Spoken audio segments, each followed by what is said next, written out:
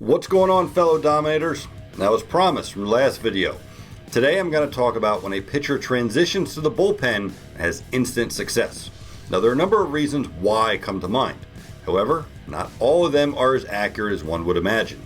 The most common belief is now the pitcher can just let it rip for an inning or two, air it out. Sure, yet still one has to make pitches, just not as many pitches. That's where the uptick in consistency comes to the forefront. The finish line is shorter, and there's far less now preoccupying the pitcher's mind, as he can attack without any consideration of any extra thought. His focus is more direct. He is now expected to do less for his team each game, yet more frequently. A comfort level of performance for many. Now, some pitchers want to be everyday players, and this personifies the sprinter versus the distance runner mentality of pitching.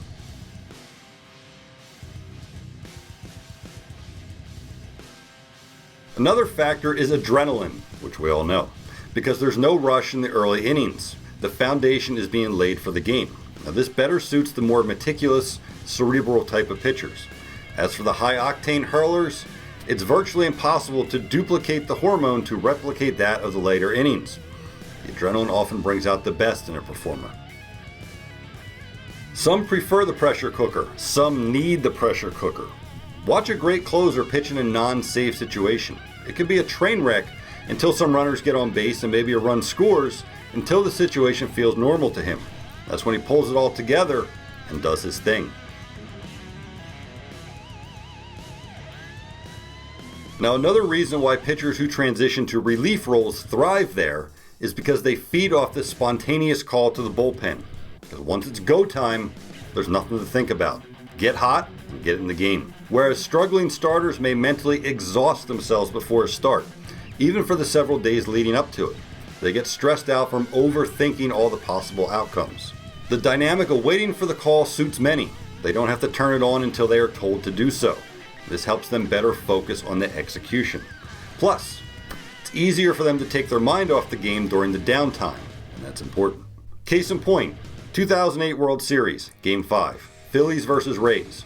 The clinching game was suspended for 2 days because of rain, and when finally resumed in the bottom of the 6th inning, the Phillies bullpen told the coaching staff, just call the bullpen phone, let it ring, and let us know who to get up.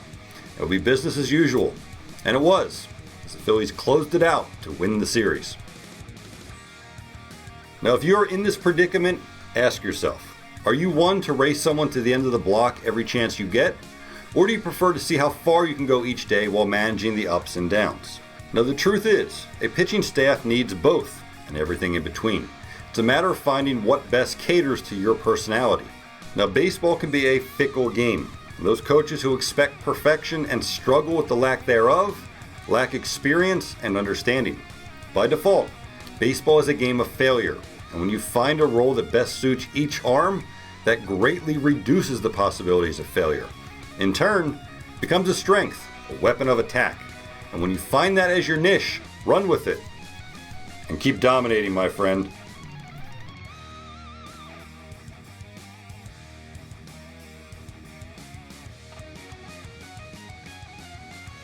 Relief pitchers as a whole are more dominant than ever right now, in part because they have been training for their roles. They know how to pitch in the high-intensity spots, and they live for it.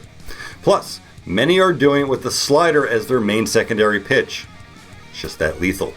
And I touch on this in my free audiobook giveaway, 7 Reasons Why You Should Throw a Slider. I detail all the benefits that mastering a slider brings to your career.